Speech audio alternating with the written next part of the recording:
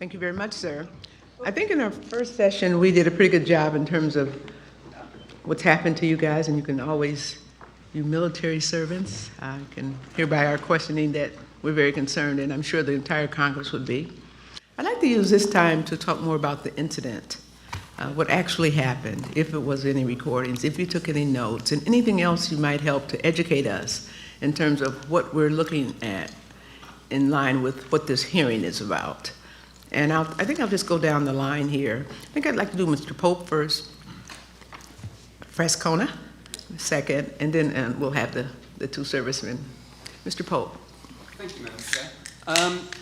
We have, I guess, a significant problem in terms of the evidence record that despite the fact that the Ministry of Defense case file has now been declassified and released, and you'll have some of the papers, the document that I referred to, dated February the 16th, in the final paragraph where it mentions that General Gabriel visited the base, papers relating to that visit have not yet been located. And it's my hope that this would be perhaps the key in unlocking not just John and Jim's quest for their medical records, but perhaps a wider revelation of what it is that we're dealing with. Because clearly, if the Commander-in-Chief, United States Air Force, visited, and we know exactly because of that document the timescale, it must be between the date of the incident itself and 16th of February. People, whether they be journalists or attorneys or whoever, have a very narrow window of time to go after the paper trail that must exist, clearly must exist, showing why such a senior United States Air Force officer visited those bases. And it seems to me that there must be questions that could be asked along the lines of, may we have the paperwork relating to the general's visit, to the items of evidence which were removed, presumably back to his headquarters at Ramstein, to any investigation that was done either at Ramstein or by headquarters, USAF or DOD, or indeed by any other agency. So I think there is this possibility that armed with the declassified Ministry of Defense document, we now know what we want.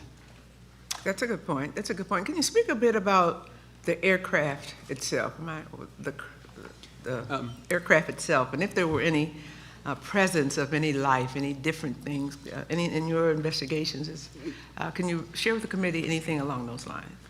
Well, I think what I would say is that the sketch of the craft and the sketch of the symbols that you have, and Jim can, when you question him, doubtless elaborate on this, I believe came from Jim Peniston's police notebook, his Air Force police notebook. And again, he'll correct me if I'm wrong on this, but he did, as well as the photographs that he took, did some sketches and then did a slightly more sanitized version, which you have in front of him, in front of you when he'd stopped shaking. Does that exist now, Mr. Pendleton? Is there a notebook and pictures and all that, or does the military have that? I do have my own notebook. It's in my possession. The chances of that notebook surviving are probably 1 in 1,000. Surviving what? Not being just thrown away or. By you? Sure. You're going to throw it away? Well, at the time, it was like I wanted the whole situation to go away. So, well, but it's here. The only thing's gone is your medical records at this point. Yeah, I know. It's. I mean, I think please don't throw it away. Let's just no, say at the time, that's what I was. I threw it in a drawer, and I didn't exercise proper care with it. And I found it 4 years later. It tells you I'm a pack rat. 4 years later, after we PCS'd, came back to the States, and then I said, well, I better keep that. I think you better hold on to that. It's just for posterity, as well as it's part of your life and a lot of history that's unfolding. So it would behoove you to hold on to it. Probably put it in a safety deposit box and that kind of holding on. I don't mean just in a dresser drawer. I'm serious. No, it's no longer in a dresser drawer. Yeah. It's no, I think you preserve it because it's historical, and you may be rewarded more than you think. Well, we've had testing done and all that stuff for the people wanted it dated, I guess, and But everybody carried notebooks back then. Everybody didn't have your experience. So. Well, what we did it for is to record for reports. Yes. And I'm trying to keep everything rational and procedural like I was used to.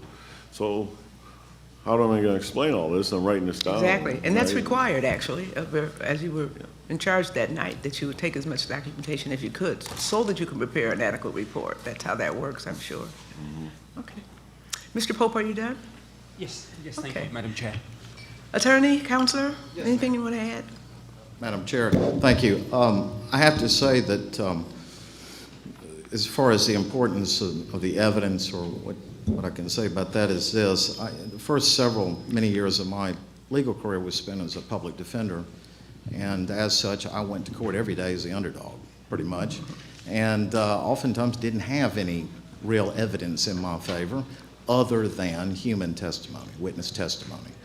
And I gained a respect for, much like I'm sure each of you have through hearings such as this today, that the testimony that you hear from your fellow man or woman can be just as good, if not better, than documentary evidence much of the time. In this particular case, I have had the privilege of being privy to some conversations that John and Jim have had with some of the folks we've spoken about today, some of those rather high-ranking people. And nobody's telling or describing the sight of the smoking gun to this, but just by what they say and how they react to certain questions and what they might add to an answer at the very end, that they give it some thought, it tends to point in a certain direction. All the arrows point in one direction. And that's not necessarily E.T. or a Black Ops project, but it points to something very strange. And I've seen that a number of times. And I guess I would say that if this were a case, if I went back to be that younger public defender I was so many years ago, this would have been one of my best criminal cases to take, because the testimony is all there for me to win that case. Absolutely. So. The main thing you'd be dealing with today that you would not be if they weren't not military and regular citizens is the military. Yes. Which is much of what this whole disclosure hearing is about. But that's good, and we commend you for that. Public defenders are major in our society. And when you have the passion that I feel from you for them, they get good representation, so thank you very much. Mr. Pendleton, would you like to add anything else before I go to my members here? Do you have any questions I was wondering, are your questions going to go into the cover-up? We'll have to see. Each of these members are leaders in their own right. I'll just They're sit all back going to and get a wait. chance. I'll Don't wait press for them, it. because we could be here. They'll come to it though. Did you want to say something about the cover-up? Well, it'll take quite a while. That's why. Well, I want you to paraphrase, because one thing about it, you've lived it. You were there. You're here with us today, and whatever you'd like to offer, you should start. I think that because of the culture and the environment at the time of the Air Force after Blue Book, it wasn't prudent or good career moves to be talking about any type of phenomenon or UFOs or things like that. It just wasn't a good idea for your career. So when John and I left that force that night, we were discussing, well, how far do we go with this and tell them everything? Well, it'll be pretty much a career ender. We're thinking that. So we reported in the next day with our shift commander the morning after, and we told him about what happened. And he questioned us on it, and we were somewhat sanitized. I mean, instead of being up next to a craft, I was at a distance. It was metallic, those kind of things. And he says, this is just not a good idea to report this. He says, I think we should let it go, just let it go away. So when I was taken down to OSI, I called on OSI to make my report. I went in there, and the thoughts of preserving my career they went away, because I was scared to death of OSI. They were just threatening me down there. They said, it's in the way they do is a good cop, bad cop, that kind of thing. And I went down there, and they says, if you write everything that happened, don't leave anything out, this goes away. Okay, that's exactly what I want to have happen. I want this to go away. And so I did. I wrote out 4 long pages of documents, my statement on legal paper. They came back in about 20, 25 minutes, and they have a typed half-page document that is out now on the internet, and they say it's my History statement. Channel. The History Channel. Yes, they're out all over. It's not my statement. In there, it says that I got within 50 feet. It says it's a metallic object, and it's very, very, very general. And the agent says, and I'm not sure if these are OSI agents, but I was in the OSI building. Let me clarify that too. I knew all the agents, but I didn't know these people. And they said, okay, read this statement. And I said, okay. And they said, read it again. I said, okay. And they said, we want you to memorize it. Read it again. I said, okay. And they said, this is the official statement that you're going to give your command element or anybody else from this point on that asks about it, because this is a classified investigation, and OSI can operate outside the chain of command. They do it over in England. At that time, they actually worked for the State Department. And I said, okay, no problem. So I'm under orders because it's an active investigation by whoever those are, people in front of me. And so that's why I report to the wing commander. He doesn't even blink an eye, General Williams doesn't. He said, listen. General Williams is the wing commander at that point. Major General Williams, that's what at the time he was Colonel Williams. He retired to Major General. And when we reported into Colonel Halt's office, I briefly talked to Colonel Conrad, who was the base commander at the time. Colonel Halt worked for him. And then John and I met up there, and then we went in and talked to the wing commander, reported into the wing commander, and explained I gave him the OSI statement. I mean, I told him that's what happened. It was general, and he thanked us very much for our time, and told us that he appreciated the candor that we had, but he never asked one question. And so there's where the cover-up probably started. It started by the issuance of that statement from That OSI. you submitted, Sergeant, you submitted that statement, so it really kind of started as you were writing the statement and submitting it. Well, when I wrote the four pages out, let me make that clear, ma'am.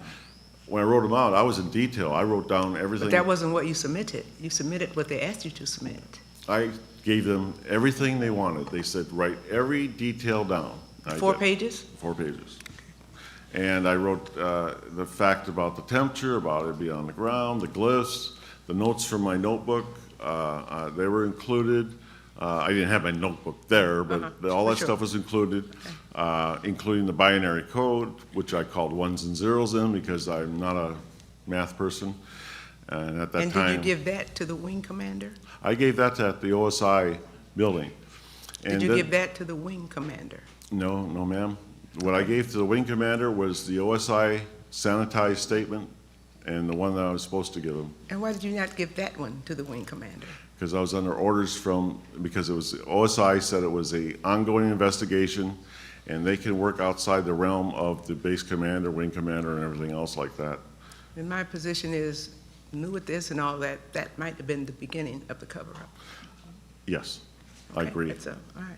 Thank you. And I don't want to badger you. Appreciate your service. Trying times. How many years ago was this?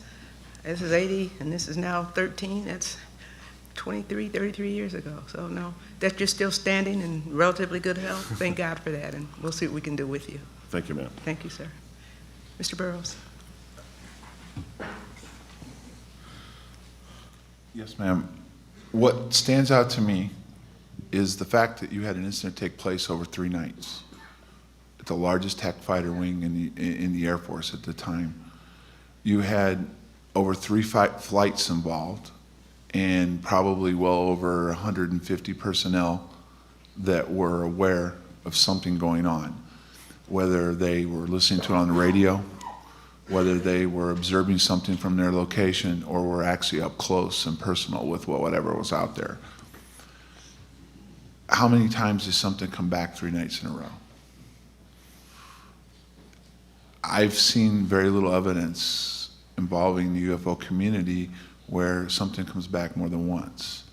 We had the distinct pleasure of having something visit us 3 times. As you said, a cover-up began immediately. It drew the attention of somebody because the C-5 came in on Sunday night. What was reported was a team from Langley Air Force Base that had their own helicopters, their own vehicles, and their own security. They cordoned the force off. I was posted on the gate on Monday, Tuesday, and Wednesday, and my orders were, because I was already involved in the incident, that you'd be aware that some strange things could possibly be going on. If I saw anything happen, it was my job to not report it on the radio, but to call it in on the phone. Don't get alarmed by anything that could be going on, but if there's something of extreme importance, call it in on the phone. So we had a team out there investigating what we were involved with. What's also interesting to me is the fact that it was off base, and that wasn't our property. The United States Air Force was given the lead on this investigation. Why is that? What did they already know? Was there something that keyed them into whatever we were involved with? Why would they send a team in from Langley to investigate this? From there, after the investigation was concluded with the team and they departed, there was all kinds of rumors of what was going on. What Sergeant Pennis and I did was what we were told to do, is to remain quiet. But over the years, different personnel have come forward and been interviewed about what took place. Different things have come up as far as what was seen. What's clear, and I'm not going to hold anything back on this, almost everybody involved saw something different. They reported something different. They reported different things that they felt and what went on. There was static electricity in the air. There was problems with equipment. And yet, after all this went on, none of us were ever brought in and officially debriefed. None of us were ever taken care of or checked out medically. But none of us were relieved of duty. And just recently, in the past 2 years, the deputy base commander at the time, who then was promoted to colonel, ended up being base commander at that and other locations, came out and went on the record and said what he saw out there he felt was of intelligence. It was under intelligence control. One of the questions that's come up to me over the years is, was it us? Was it somewhere else? Or could it be both? I believe what we were looking at out there on those 3 nights was something that was going on both with us, and whatever we were doing drew something in that created a reaction. And I believe this case could be the defining case in the history of UFOs that might be able to break this open if there's people that are willing to take charge of this in the positions of power and look into this. Thank you. Very well spoken. Thank you very much. Thank you very much. Congressman Bartlett, please. There had to be an official investigation of this. Do we have any idea where the records of this are?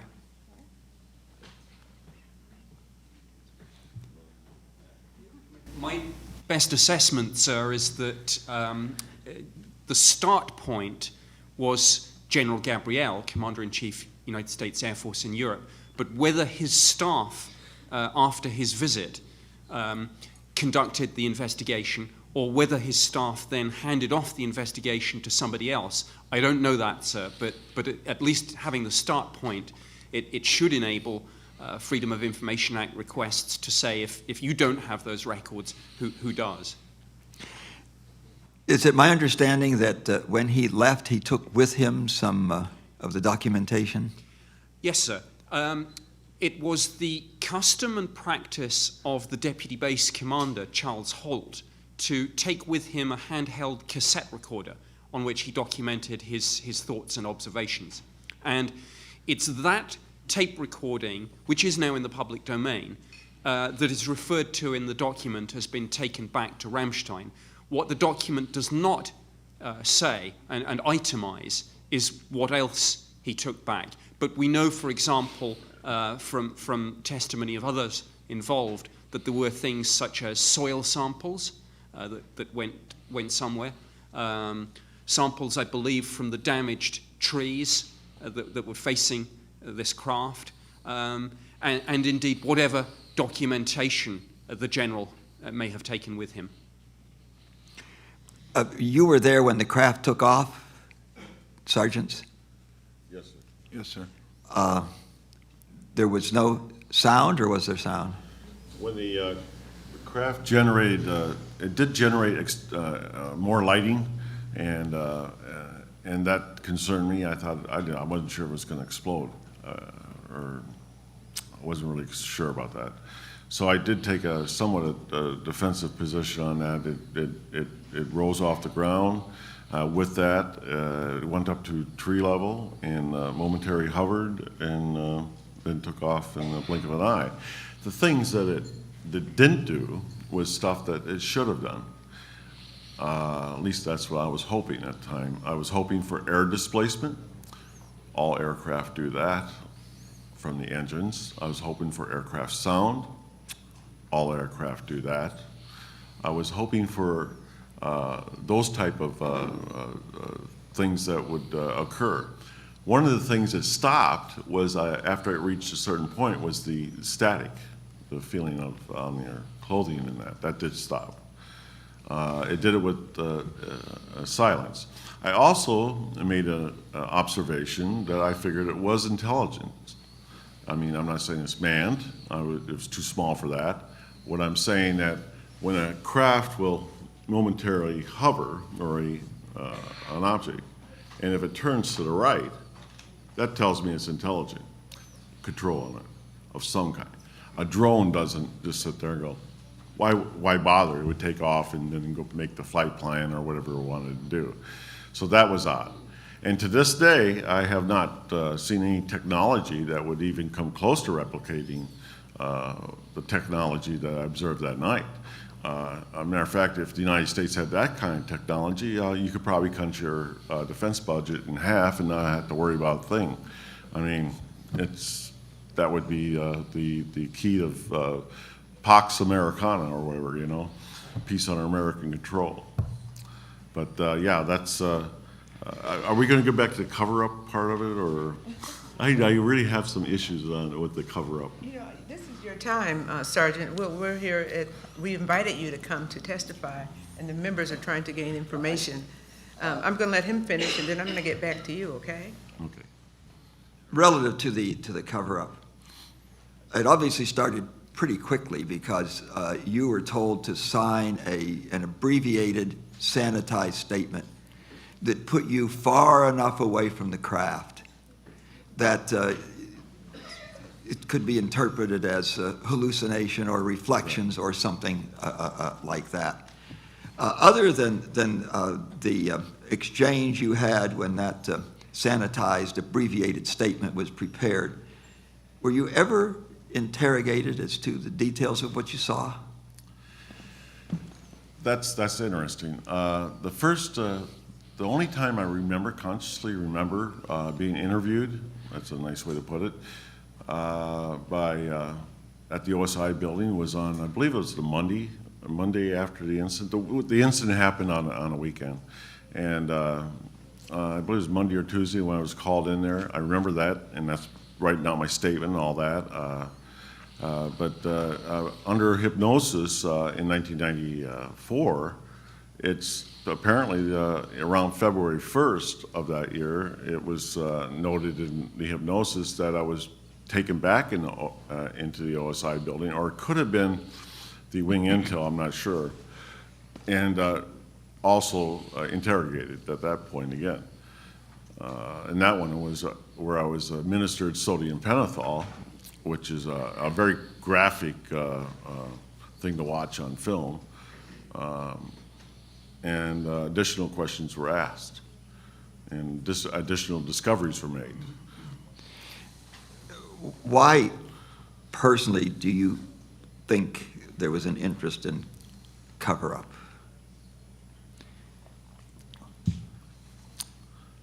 Well, there's, I think, John alluded to it a little bit earlier. I think part of the problem there was they were drawn into the area. This object was drawn there because there was interest in the area, and the interest has to do with a top secret facility, which I later wrote security plans for and stuff at that base, which was Rendlesham Heath. It was a C3 facility, communications, and it had a building there that at the time had a retinal eye scanner. In 1980, that's like high-tech stuff, and you don't really waste your money, the government's money, on those kind of things over there like that. But that was the unusual part of it, so there was operations within there, and they were civilian, by the way. None of those people were wearing uniforms. And then just down the street from that, another mile and a half or two, was MI6, British intelligence that operated out of there. And then, of course, we had the control towers that were strategically placed around the base, too, that operated radar systems and the communications. It's also a part, and I think John should talk a little bit about, if you don't mind talking a little bit about Cobra Mist. You want to talk about that? Okay. Yeah. Okay, this is documented, it's on the internet. Before our incident, there was a project called Cobra Mist. I don't know if any of you are aware of it, but it was over the horizon radar. The Russians had their project called Woodpecker, and there was activity going on between both sides trying to counteract this particular technology. What's interesting is, and it's posted right in the why it was shut down, was when they posted Cobra Mist on the coast. And by the way, the NSA had a facility there with Cobra Mist. Was the fact that it didn't work properly. They brought in the Stanford Research Institute to find out why it didn't work properly. Okay. What they determined was that there was something coming from inside the country that was keeping it from working properly. They had spent a lot of money on this project, and they just shut it down almost immediately after that. But the thing was, the people that worked on Cobra Mist, civilians and military, and the Stanford Research Institute never left. They were moved on to Bentwaters, Woodbridge, and at Rendlesham Heath. So what appears to happen was whatever they were working on at the time, they came to realize something else was going on in the area. And they continued to work forward with whatever project they were working on at the time. There obviously had to be a lot of discussion about what had happened there. There are three fairly obvious possibilities. One was it was an experimental something we were doing. It was something the Soviets were doing, or it was extraterrestrial. Which of those was the general consensus? For the rest of the base? Sir? You mean for what the rest of the base? Well, yeah, there had to be a lot of discussion as to what went No, on out there. no, Things but- were shut down. The discussion was limited. Anybody that was in the know was told it was classified. You don't talk about it. Anybody that wasn't in the know talked about it. How quickly were you told that? That was the morning. It started almost immediately with the shift commander and that too. continued on with the fact. And also one other note that we confirmed through the controller who was in charge of writing up the reports that day, all the documents were immediately classified secret. Yes. And what's interesting is CNN, Chuck DeCaro, special assignments reporter, attempted to do a report on the incident. And when he asked for the incident reports and the 1569s and the blotter entries on this, do you want to know what his answer was given to him? Yeah. They disappeared. They're lost. Somebody took them. We don't know where they are. Okay. Did they give you any Give indication them an why they additional were couple minutes. classifying it? Let me give you additional One last couple question. minutes. Any No, it's indication okay. why they Take were your time. classifying it? No, at the time, I mean, you got to remember, 1980, we were young airmen. Today, we have a general idea why it was probably classified. Well, it's because they wanted to cover it up as a general consensus. I Now, think at that it- time, they had to have some explanation why you classify it. No, Security? we were not in the need to know. We didn't have the Okay, clearance level okay, or thank the authority to, ask why. We were told to shut up and color. Some of the other evidence that was taken, I would assume would be taken by General Gabriel, was in the wing command post. It's a hardened shelter on Bentwaters, our control center for up-channeling, helping hands, covered wagons. These are code words for security reports, down-channel reports, DEFCON 3s, those kind of things. They have at the time, a reel-to-reel, and they would record all of the radio transmissions on our 4 channels. I believe we had 4, a command net and I think a LE net and a couple others. And they would record all that. Those things, like that's a smoking gun. That actually had our radio transmissions and what was transpiring over the net. Those were taken. The 1569, which is a complaint and incident report, which is, once you make a blotter entry, it's a more detailed report that you write out from your notes, and that would go on record. But we were told by the senior controller, and that was Sergeant Coffey, that those were immediately pulled from CSC, Central Security Control, for and classified secret. So that was another step toward the containment efforts to have it quieted down and some more misdirection. I'm still holding off on the cover-up. I really am biting at the bit on that one. You've done that pretty well, but you just mentioned another opportunity to discuss something, and I didn't write it down, so I'm kind of, what else did I said I was going to yield back to you to ask. You ask, are we going to talk about? Well, here, when we're told everything's classified, and anybody else that was involved, it's classified, don't talk about it. And that, we take that seriously, and protect our country's interest. Then they decided to make cover stories. And, the brilliance of the United States Air Force in cover stories, I love it. They said that it was alien. They said it was ET related. They said they had floating stuff and all this other stuff was said. It was a UFO. And with little green men, basically. That's what they said it was. So, Was it? absolutely not. It was a craft of unknown origin. I wasn't able to determine the origin of the craft. When it comes down to investigations, ma'am, we take our job seriously. We only report the facts as we see them. There's no conjecture. We have other people that can look at those things, assess the situation.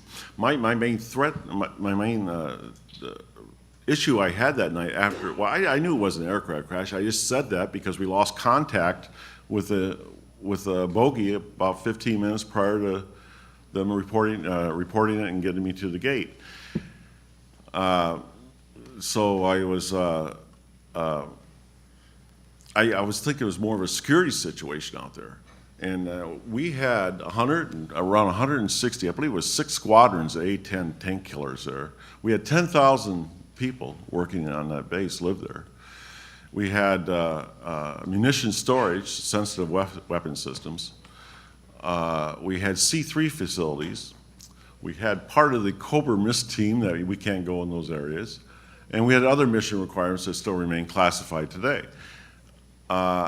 And my job was to ascertain if it was a threat to the security, the war-making capability of that base. That was what I was doing out there. So everything we put in a report is not, it's all facts. We don't allude to, even though I must admit, I knew this thing wasn't like in the James Book of known aircraft.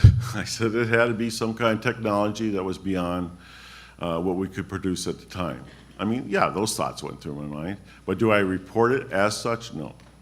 No, I stuck to the facts. The facts that you saw something not normal in Not your normal. training and your experience, and you wrote that in a 3 or 4 page memo, what you saw and what you experienced. I wrote that in my statement, ma'am. Yes, ma'am. What you gave to the wing commander was something less than that? Yes, and I felt really guilty about that. About giving the other one or Well, writing the first one? there's a loyalty thing going on here too. I mean, I'm under orders, but that's my wing commander. That's my base commander. I have an obligation always to protect them and to follow their orders and not tell them anything that's not true. And here I have orders at the OSI building saying you're going to go ahead and give this statement to your command element or anybody else ask about it.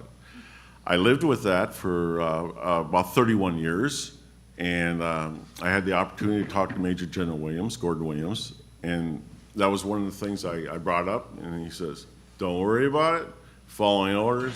He says, I know how it was, I know what happened, I understand you weren't treated fairly, he says. I'm here, what do you need from me? Okay, let's hold that one right there. Your point's well taken, and the more you talk, the more it is coming out. We've heard several incidences. Roswell has nothing on this that we hear, and we're going to hear Roswell tomorrow. They're very cousins, probably.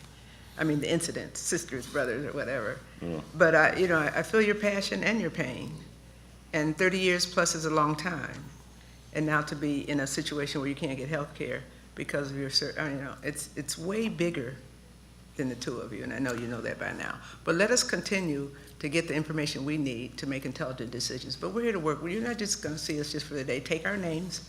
We'll help and work with you as well. But we're going to get it back to that Congress that you work for. Oh, who works for you, I should say. Congresswoman Wolsey, please. Well, Sergeant Pennison, I'll leave you more time for your cover-up if you want. I mean, it doesn't sound like you feel like you're finished. Yeah. But I did have a question. You mentioned sodium pentothal. Yes, ma'am. Was that administered during your VA as part of the hypnosis or during the intelligence control or the OSI?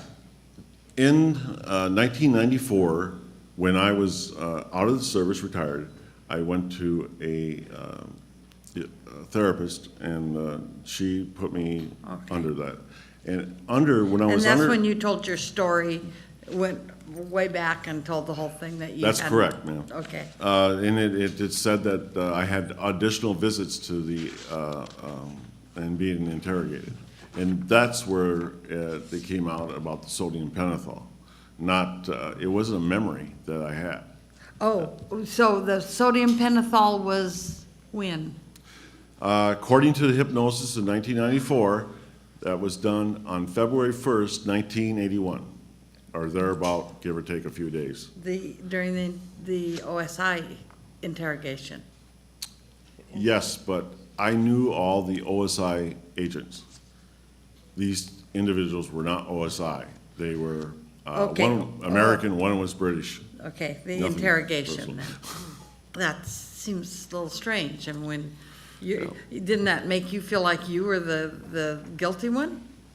Yes. I mean, like something happened, you made it, I mean, wouldn't you have told them everything you knew without it? Well, it shouldn't surprise you, ma'am, that the government's not always honest. We wanted it to go away. They said that if we went and were completely honest with them and upfront, this would go away. Great, that's what we wanted. But it didn't go away. Apparently, under hypnosis, they continued to go ahead and interrogate us like we're prisoners of war. Mm-hmm. As a matter of fact, I think there's laws against doing that to prisoners of war, okay? The sodium pentothal, I must agree to it. I don't think they would have just gave it to me. I'm thinking, I can guess. I can say, well, maybe they wanted to make sure I was telling the truth. Maybe that was it. Maybe they want to make sure that this wasn't a fabrication of a story or something like that. Maybe that's what they wanted to do. But under hypnosis, it came out to be more of they knew things, and there's things they wanted to know that didn't seem to make any difference to anything. But they had a general knowledge that this has been going on for a while, and there's been a concerted effort to deceive the people on it, the public. And do you want to offer any more on that subject of deceiving the cover-up? Well, I'm not sure I'm not sure who was actually in charge, pulling the strings on this. I don't know if it was the NSA. I don't know if it was DIS, Defense Intelligence Service. They were down at Chicksans, which is 50 miles away. So I'm not exactly sure who they were. I don't even know if they were from the embassy. They could have been State Department. Who knows? The other thing is that most of the people all PCS'd, permanent change of station, within 3 months of the incident. I'm not saying it was something that was just by design. I'm saying that's what happened, though. Myself, on February 1st, I got a promotion. I became the non-commissioned officer in charge of plans and programs. We wrote top secret plans, contingency planning, those kind of things for time-phase deployment listings, stuff like that, and how we'd fight the war and different wars and different scenarios. And I wrote the base security plans, and I worked under the direct observation in some capacity of the base commander. Well, why would that happen? I didn't know nothing about plans and programs, ma'am. I was a security force member. They said, well, we'll educate you. We'll send you there for the next 6 months of classes or something. They wanted to watch me. So I stayed there with Colonel Halt until 1984. And of course, I hear scuttlebutt. I hear people talking about the UFO incident and that. But there are people that weren't in the know. They were just, they were just listening to the false information that was put out. So, you have anything to add? Yeah, it does. Yeah, I'd like to add a couple things of note that stands out to me. Number one, the State Department admits that there was something went on. And by doing that, there was an international incident involved, because why else would the Department of State be briefed?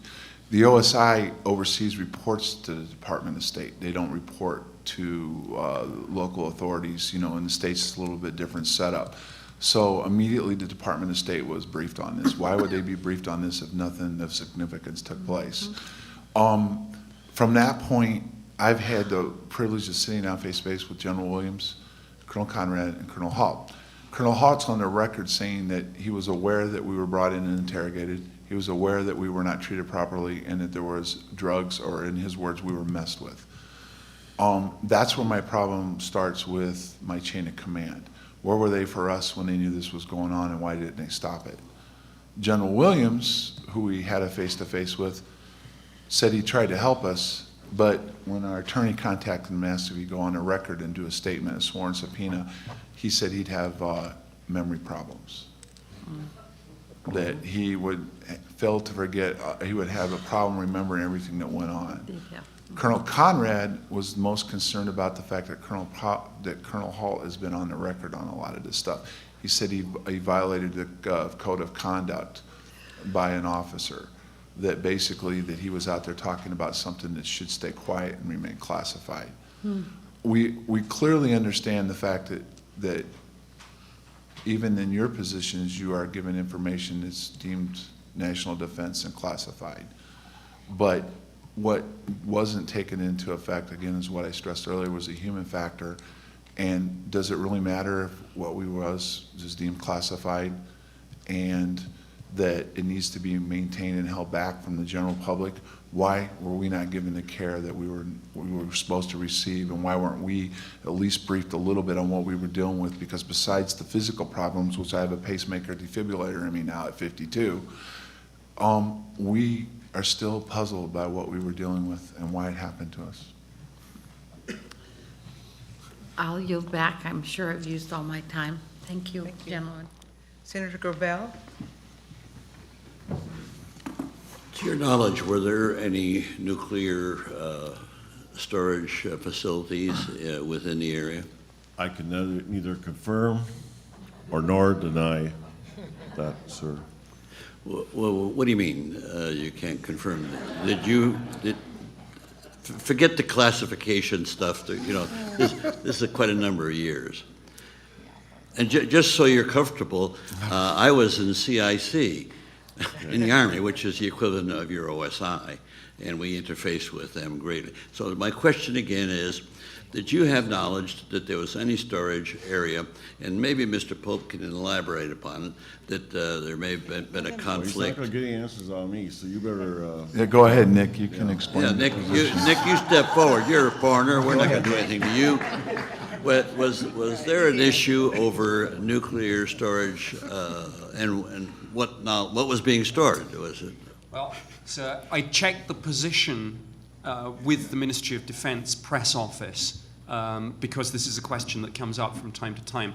And I was told that if that question is asked, even about a historical incident, the British government's line on that is still neither confirm nor deny the presence of nuclear weapons. Oh, However, sir... please, let's put the crap aside now. Let's talk While, mano a mano.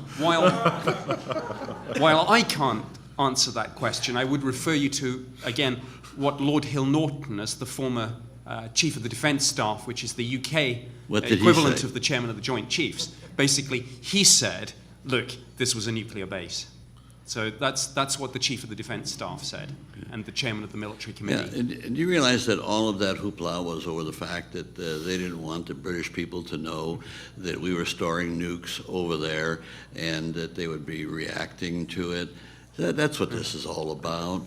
But the tie-in for us here is the fact that you had extraterrestrial interest, which seems to, in what readings I've done in preparation for the hearing, that there's a lot of this stuff that was going on with ICBMs not functioning when these extraterrestrials are around, and they take an interest. Particularly, we had this yesterday in New Mexico, which was the center of our quote defense posture in that regard. That seems to be why they had an interest in it. And so, this is not rocket science, and this is not terribly secret. The public knows about this. This has been highly discussed in international and political science records all over. We were here. We still had this problem in Okinawa. We still had this problem why we took nukes out of South Korea. Because that's what triggered the North Koreans to start going nuke, was because we had nukes in the peninsula. So and of course we still have nukes in Europe. So we can all bury our heads in the sand and say, oh, this is big secret. It's not a big secret. We know it. What's the secret is the treatment of people like yourself who are just doing your job at a level. And then everybody in the chain of command are just lying through their teeth, and with they think good reasons. Does this increase the defense of our country?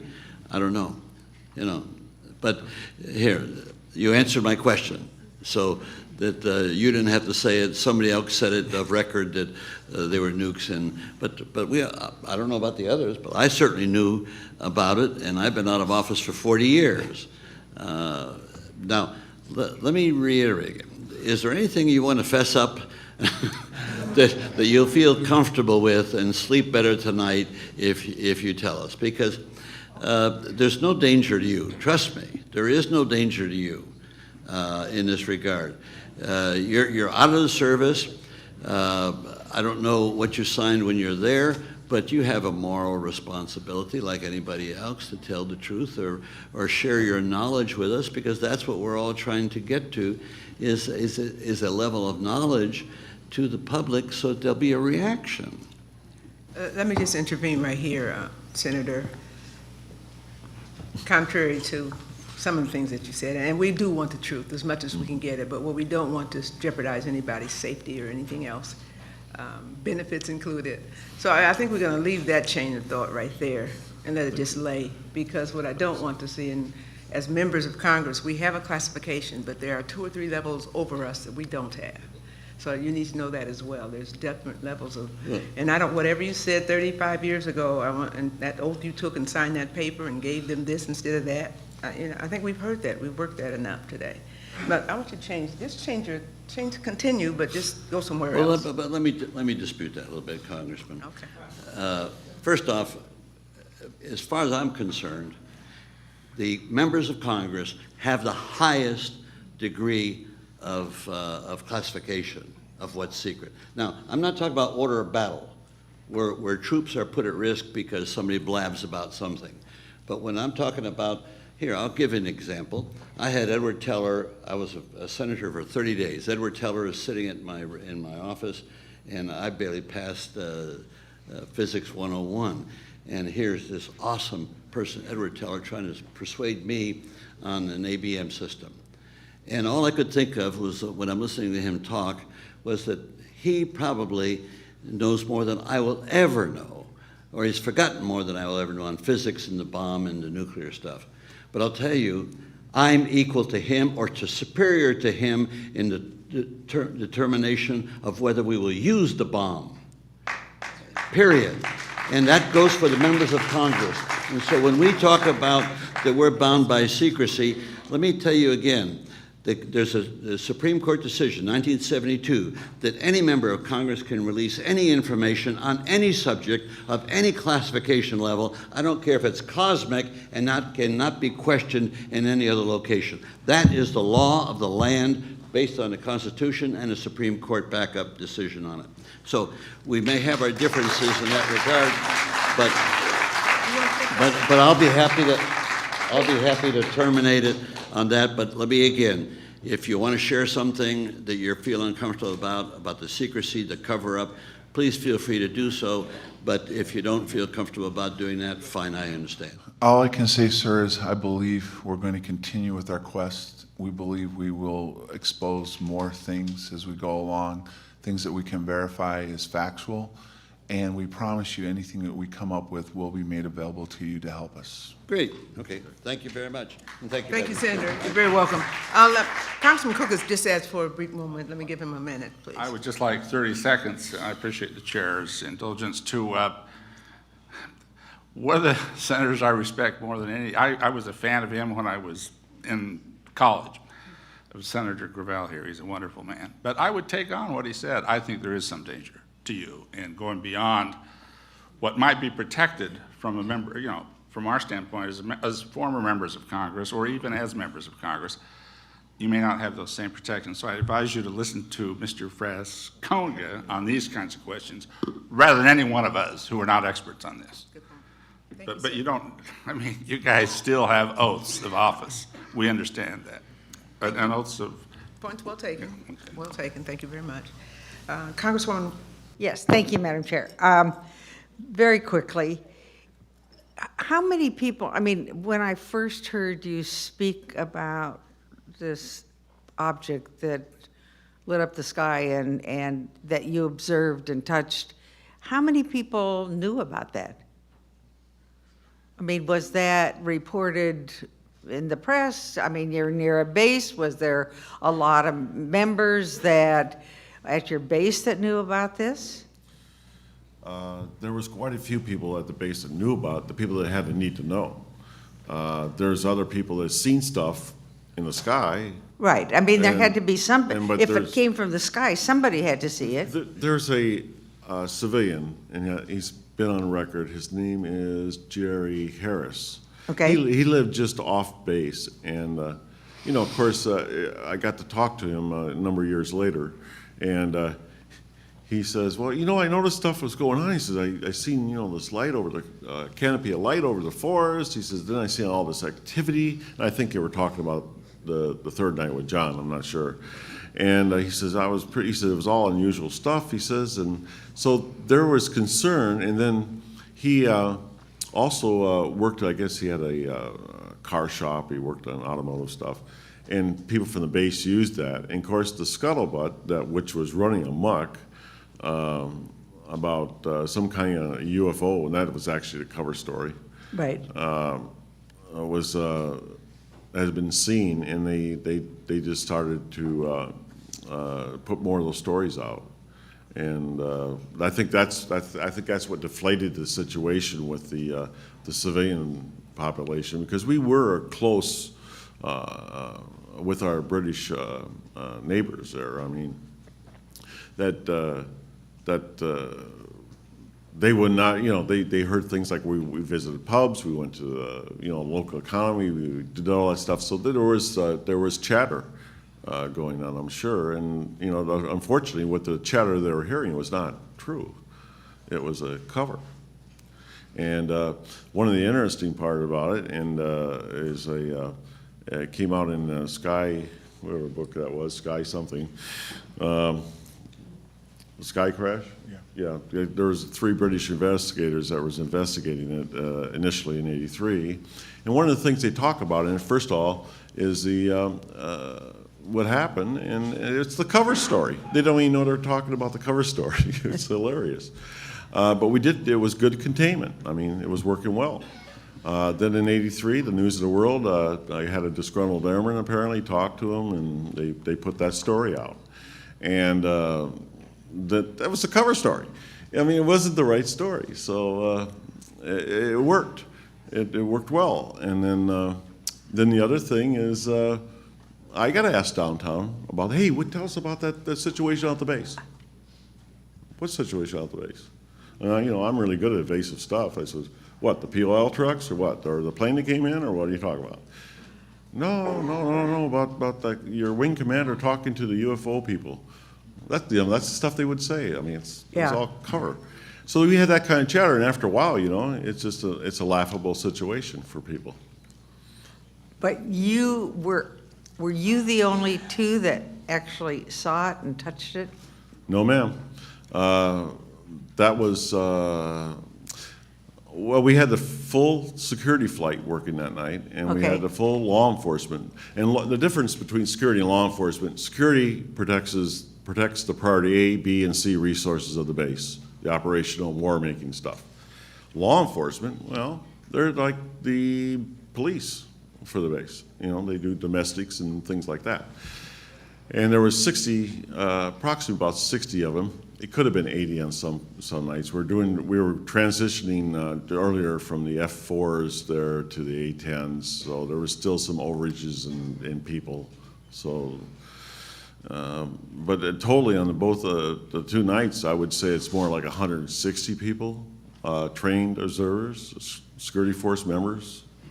They didn't all keep quiet about this, surely. The ones that were directly involved, yes.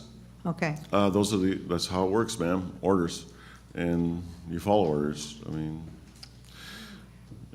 there was ongoing investigation. It was classified. You can't talk. We don't have the privilege of Congress. We can't talk about things like that. It's criminal activity. They don't use the privilege. Sometimes they don't use the privilege, you're right. So, how many other people, are there any other people in your situation that were there? I mean, that may have touched it or? There are. Not touching it. Like I said, I got the distinct. Or being close by, or? Close by, I mean, you're talking within 100 to 200 feet. That was the East Gate area. We had a restricted area that was down there that housed A-10s. They were parked in hardened structures down there, and we had security response teams that were patrolling those areas, alarm response teams, entry controllers. We had those kind of people that were working. And what happened is the control center put a order across the net saying everybody just stop transmissions and let us talk and do what we were doing out there. That was a security situation. And everybody got to listen. Everybody, unfortunately, probably watched. I mean, they should be doing their job. At that time, you should heighten your security a little bit more. If there's something going on off the base, don't, start collecting an area. Those are some mistakes that were probably made, some vulnerabilities that we did that probably shouldn't be known either, but they happened, and it was 30-some years ago. It doesn't matter now. There's probably some things that were not correctly done, but it was out of curiosity. People were doing that. I mean, why wouldn't you be curious about what had happened? So, Is there anybody else that's in the same situation you are? Why, would any of these people that sort of knew about it because they were close by, would they cover up? Would they be part of the cover-up? What about Adrian? Can I answer? Yeah, go ahead. Okay, Matt, what's interesting is the fact that of the 3 nights, only 5 statements have surfaced from what went on. The first night, there were 3 of us that went out there. The second night, you had the shift commander and the on-duty flight chief. On the third night, Colonel Hall took a team out there, and there was also other personnel in the woods. And different people saw different things. So that's one of the reasons why we come forward, besides our health issues, is I feel it's necessary that anyone that was even out in that area should have the opportunity to be checked out medically and be told what they were exposed to, especially something that's over 30 years old. That's one of the questions he asked me first up. He goes, what the heck was going on out there that would draw this much attention from the agencies involved to this day? What would still be classified? And if it is, what did we have or what were we dealing with that would still remain silent today? Almost every weapon we've ever developed back in that time frame has been exposed that we're aware of. And yet today, this is still classified and we can't even receive medical treatment for it. Should we tell them about what happened with the OSI? Oh, yes. Yeah, tell 'em. One other thing that happened, that when we sent our FOIA request, OSI blew their time limit. And after we made certain announcements, they blew it by a year. But our attorney can go into detail of the contact we had, and a make-up form they asked us to sign, implying that we could be perjuring ourselves. So they're trying to throw intimidation 32 years later. They're trying to Are intimidate kidding me? you. I mean, you think yes. I can see that you've been intimidated. Yeah, we're intimidated. We're not intimidated. We laughed about it. We went, is that the best they got? Is that the best they can do after 32 years? Is try the intimidation? It had a made-up form, ma'am. I mean, come on, you think we're idiots? You know, that was a made-up form. And then you had contact too, also our attorney, and which shook him up a little bit, I think, because he wasn't used. Were you okay with that? I've had the NSA call me on my cell phone just to see how I was doing. And now, remember I used the word weird earlier. And Yes. this is another example of, you know. So why the interest 32 years later if nothing happened? And why did they blow what's under the law, the FOIA requests? Yeah, they blew that. They refused to answer our second, what we submitted, which was a little different than the first time, but the excuse they used was they'd already answered the first FOIA request, so they're not going to answer the second FOIA request. What are they hiding till this day? You know, those dogs don't hunt. They don't. They're telling us stuff like they think we're airmen.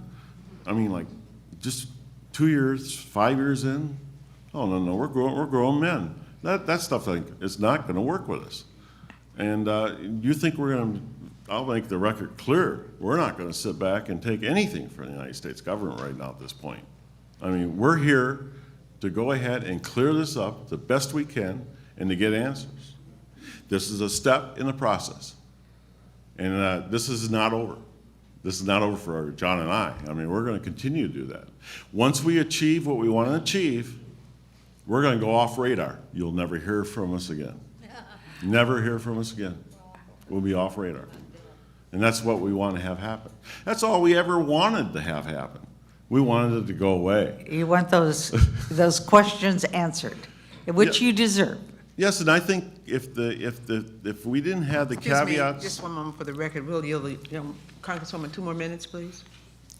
If we didn't have the caveats that were laid on our command structure at the time, and also the classified documents that in programs that were going on, which have been declassified now, we will talk about them later. I don't think that. I think here's let me go ahead and change my thought on this. If you look at take a look at the Bentwaters incident, the Rendlesham Forest incident, not as a UFO incident, but as an incident that is going to cause, apparently, the DOD and other federal federal agencies grief if any of that information got out. Why is there so much grief involved for them? Why is there something so classified that it can't get out? Well, I think it's because, and I'm going to go ahead and say this, my thoughts on it. I think it's because of the lies that have been done for the last 85 years. I think they don't want the real truth to come out, not because the American people can't handle it, because they don't want to get caught with their pants down. That's the problem. They've been lying about UFOs. That's what's going on here. You know what, if you ask a question to the United States government, anybody, you say, well, tell me what you know about UFOs. Well, you know what, that's not the right question. What you got to do is you got to ask the right questions to whatever agency you're asking. You got to be very specific at what you're asking. You don't say, tell me about UFOs. Oh, no, UFOs don't exist. UFOs this, UFOs. They don't give you any answers. I yield a half a minute. Oh, sorry. Let me help you on that one. Sure. When the issue is brought before the White House says there's nothing out there, nothing's gone on, nothing's being covered up. So in order to back up the White House, the whole chain of command within the government continues this mockery of not telling the truth, because this is the position of the White House. If the White House came out and said, well, there is, then all bets would be off. So it starts there and it ends down at you. I think it's bigger than that, though. I think presidents come and go. Yeah. Okay? Yep, they do. I think you folks come and go. I don't think these secrets are general knowledge to you folks or to presidents. Okay? That's my thoughts on it. An interesting conversation I'll share with you. We were coming back from a Larry King show in 2007, and Governor Simonton was in there, and he was, I guess, friends with President Clinton, or still is some kind of situation there with their friends. So we got done with the show, and the president had called Fife and was talking to him, and of course he's on speaker, but he didn't know. He brought up the conversation about the two questions that he asked when he was president. Like, who killed Kennedy, and are UFOs for real? Yeah. Yeah, he didn't know either. He didn't have a need to know, apparently. Well, they Our time has been they yielded. outlast him. I Yes. assume let me take this Thank back. you. Thank you very much. Thank you very much. You too, sir. Thank you very much. One thing you said, Sergeant Pennington, in that last, and the more you talk, the more information we get, by the way. But you did say something, if you take UFOs out of it, that is the issue, UFOs out of it. Period. That's it. Next, Congressman Cook. Well, I will The follow other issue the that- chair's admonition to focus my questions on the incident, with one exception. I'd like to turn back to the medical records, because I think in the context that you open up maybe a small file, as far as most people would consider. You might be able to take a truth embargo blockade and maybe move it a brick at a time, but that's where major cracks start occurring and where things start falling into place. Now, if this panel, for example, and I'm going to talk to each one to see if I could get them to sign a letter that I'm going to be asking them to help compose to both the Veterans Administration and to the President of the United States, because we've had, on a very, wait till you hear what's going to be in the letter. You may not be so enthused. I figure you've had 3 very strong United States senators fighting with the Veterans Administration. I think it's time to ask President Obama himself in the letter, and maybe we'll initially send it to veterans with a copy to him, and then we'll send it to the President, I hope, or something, to ask for something very simple here, something that may not sound very dramatic to anybody, and that's Sergeant Burroughs and Sergeant Pennington's medical records, because I submit if we see in those white gums, if we see in those heart problems at a young age of a recent Air Force person that served in England, if we find some of the other, and I can't remember age, I wrote them all down, and I may have to talk to you again to get this letter, but I submit that if we find those kinds of evidences, and what there's no legal reason, I've even chatted with an attorney during the break, to withhold a medical record, and I'm sure your attorneys probably would confirm what my attorney just told me. I think this could be the start of that brick taking down process, at least, so we'll know. Now, getting back to the incident. Bentwaters and Woodbridge, and I'd like to first focus this on Nick Pope. Now, they're in Suffolk County. Now, is that, excuse my lack of geography of your country, but Ipswich, is that close? Yes, it is. Okay, yeah. I just remember serving in Britain for my church, actually. We would go up to there to get American hamburgers because, quite honestly, with all due respect, the British wimpies just didn't meet our standards in those days. And the reason I'm asking that is because even though those are two RAF, Royal Air Force bases, how many American servicemen are on those, or surrounding those bases, or on those bases, compared to how many British service people? The bases are prefaced as Royal Air Force, right, but essentially, sir, that's in name only. Okay. There is, I think, literally one or two British liaison officers. Yeah. I needed the clarification. So almost everybody there is an American serviceman. Yes, sir. Okay, now this can explain maybe General Gabriel coming in there and just taking charge and upsetting the Minister of Defense at the time. Again, yes, okay, sir. I mean, because I'm going to ask Nick Pope this question directly. If Gabriel hadn't been taking evidence the way it's outlined in your statement at the time, been taking it back to what, Rheinstein, Germany, or whatever it was, you said the Minister of Defense was upset. This was in the early stages of the Thatcher, the Iron Lady. What did he do about it? What did the British, because this is a significant thing, a Minister of Defense not being happy with something a United States general just did. We've heard this stuff about nuclear weaponry, and I think there might be something very definitely to that, some kind of nuclear. Well, the British have nukes too. It's not just the American, but this must have been, as you say, these were American operated things, and I'm going to try to hurry this up a bit. But what can you tell me about that? Because clearly there's already lots of evidence of radiation, of something strange that had to be stopped immediately and covered up immediately.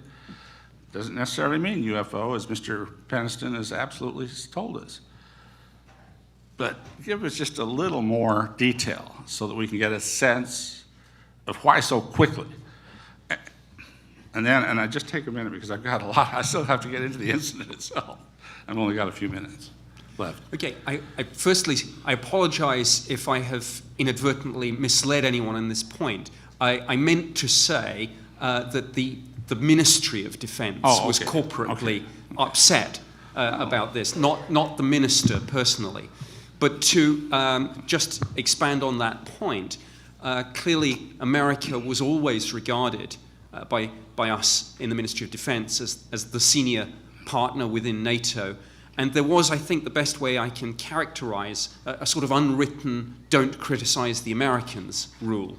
And so while you'll see in some of those British documents a discernible frustration with the way in which the Americans took over this investigation, that was never articulated in a more fulsome manner. Okay.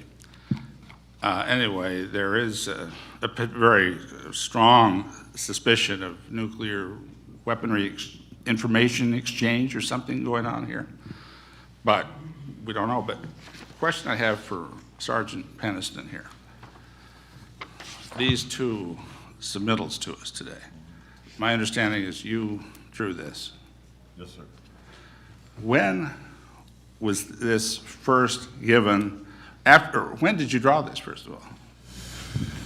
I believe it was the 27th, 28th, 29th of December. So right within a day or two of the Yes. first?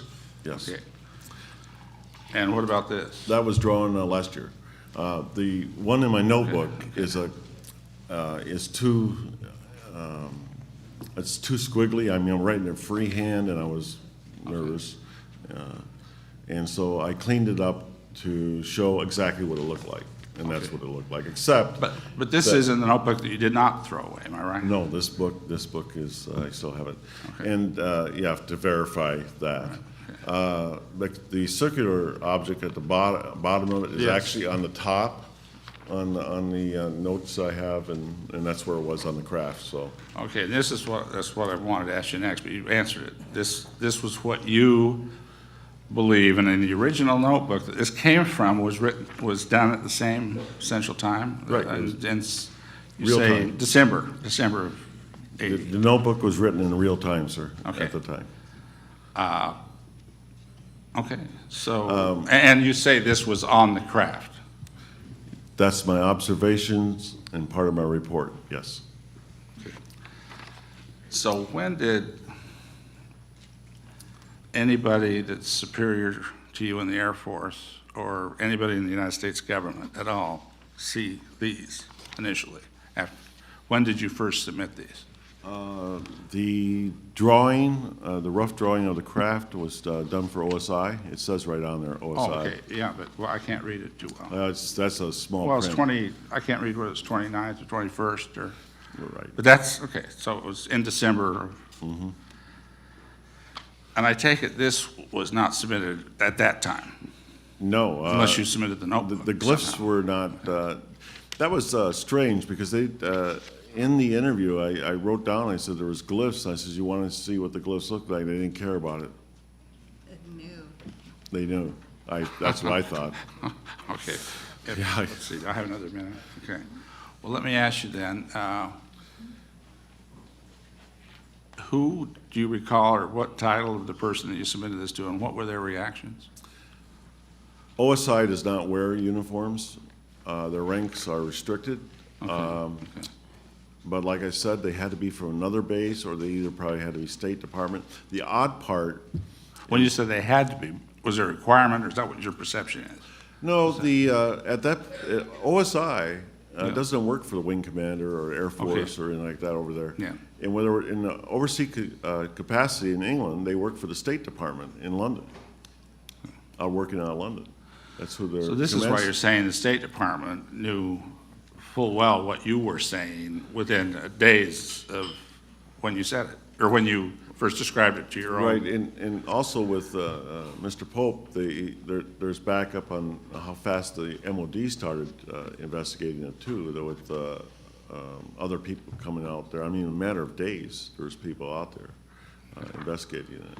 And if Mr. Pope could just quickly add anything there on that? My understanding is that certain people came out to check potential nuclear, chemical, Yeah. biological, or radiological hazard. One moment, please. I yield the gentleman 2 extra minutes. Oh, thank you very much. Go ahead. That was really all I wanted to say on that point, sir.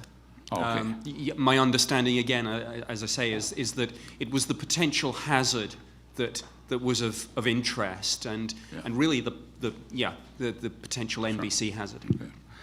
And Sergeant Burroughs, I wanted to ask you, were you aware at the time that Sergeant Peniston was sending this to the OSI folks? Or No, not? sir. You weren't. When did you learn about Sergeant Peniston's submittals? I can't give you the exact date. Approximate, please. It was in the early 90s when Colonel Hall released the 3 statements. So And there was why- more information coming out. Okay. That is one of our questions. Number 1, why the memo was ever released. Number 2, why the tape was ever released. And number 3, why our statements were released. All that was done after we were told it was going to remain classified and we didn't have to worry about it any longer. And give me, again, a sense of the dates on those real quickly here, The of when those different releases occurred. The memo came out, I believe, in '83, right, Nick, when News of the World took it? Yes, in 1983, the memo through Freedom of Information Act was released to the general public. Shortly after, the tape was released and put all over the air. And last but not least, our statements were released in the early 90s by Colonel Halt. Okay. And one thing I'd like to add, Yeah. this is my take personally from talking to the Colonel. I believe he wants to talk more, but because it's still classified, I believe he feels, and he's gone on the record saying that he'd be willing to talk about what he knew if the members of Congress would bring him in, swear him in, and he would have the protection given to him to talk about what is classified and what's going on. Okay, let me make sure I understand. Is this the same colonel that worked for Gabriel at the time? No, Colonel No. Halt was the deputy base Oh, commander. okay, there's two, their names are similar. all Right, Colonel Halt, I believe, would come forward, and he's made statements to the fact that he would be willing to testify everything he knew in front of Congress. Okay. Well, let me just ask you then, that if Nick, you know, or if Sergeant Peniston, you know, or anybody else that might know, within a day or two of the December 26th or 1st sighting, let's say, the memo clearly showed some indents into the part of the forest where you described the craft as being. Am I right about that? That's correct. There's no question about. There's no question None. that he wrote that memo, the colonel that was assigned to General Gabriel, that did get released from, that was the one letter, or the one memo we have was, I'm just trying to make sure I got this right. I'm not sure where he's going with this. I'm not going anywhere, I'm just trying to gather Colonel data. Halt, Excuse me, just one moment. The gentleman's time has expired. Would you like another minute, sir? Just 1 minute. Just one Okay. last. And I minute. apologize That's for, okay. I'll try to explain the chain of command. Yeah, please. General Gabriel was in charge of the entire USAFE area. Right. Okay. General Baisley was the 3rd Air Force commander. Okay. Colonel Halt would have worked for Colonel Conrad and General Williams. So he Okay. wrote the memo, and Right. the way the story was told was he was told to, after General Williams took the tape to General Baisley, and they came back, this was the exact words of Colonel Halt. The staff got together, reviewed the tape, and they said, we don't want to touch this. This is a British problem. Come back. General Williams came back to Colonel Halt and said, go ahead and write up a brief memo and brief the British on what happened. okay, but that memo definitely talks about those indentation. It definitely talks about a much higher than normal radiation level that he checked out a day later. Okay, that's what I needed to understand. Thank you, I yield back Thank you very much. anytime that you may. Thank you. No, thank you very much. But Congressman Bartlett would like to ask additional question. I believe the year was 1957.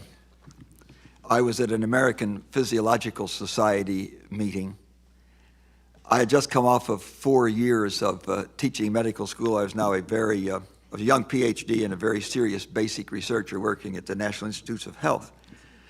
I was going to deliver a paper, I did deliver the paper, on physiological effects of coitus in humans. This was just after Alfred Kinsey had published his first book, so you can get some idea of the environment at that time. There was some serious concern that I would be punished for this by NIH, that there would be repercussions for giving this paper. This was not the kind of thing you did at that time. I had thought that medically it would be nice to know whether medical activity would be hazardous to your health or not. And so we published that paper. One of the members of the press came up to me and said, you don't need to worry about repercussions from this because there would be all hell to pay in the press if in fact there were repercussions because you are giving this paper today. Relative to the question that Senator Gravel asked you, it really disturbs me that there would be a suggestion. By the way, I think that it is inconceivable that the whole truth, and you swore an oath that you were going to tell us the truth and the whole truth. It's inconceivable to me that the whole truth could have any impact on our national security. And I have some real concerns about our civil liberties in the future, is why I carry a copy of the Constitution. And, I just think, I have no idea if there's anything in your breast that you need to clear. But if there is, I just think that there are enough people watching this. There's enough press out there with all of their liabilities. I think that the press will not stand by if there are any repercussions from this. I just wanted to get this. I have a huge concern about our civil liberties and our security for the future. And, I just don't want to be a part of any effort to restrain your freedom to tell us anything and everything that you think might be important here. Thank you, Madam Chair. Thank you. Thank you very much. Councilwoman Wolseley? Well, I just have a very quick question, and to each of you up there. What is, and this is opinion I'm asking, what is your opinion on the containment or the cover-up? Is it because of the nuclear issue or connection between the base and nuclear, or is it because of UFOs? Or do you just, you don't have to answer, but I'd like your opinion. You're in it. I'd like to go first. As I said earlier, we're doing an ongoing investigation, and what's becoming apparent to us is that whatever we're dealing with, and it's been labeled UFO, ET, alien, one of the first things you'll see in an incident, including where I lived in Arizona, the Phoenix Light, is they bring up the alien stuff. And that automatically, almost immediately, makes a lot of people shy away from it, based on the cover-up that I believe started with War of the Worlds, when they started conditioning people that aliens and stuff are not a smart thing to talk about or be involved with. But I believe, honestly, and I believe eventually we're going to be able to show this, that why our government is holding what they are and other governments are, it's got nothing to do with secrecy from the American public or the other countries. It's about power.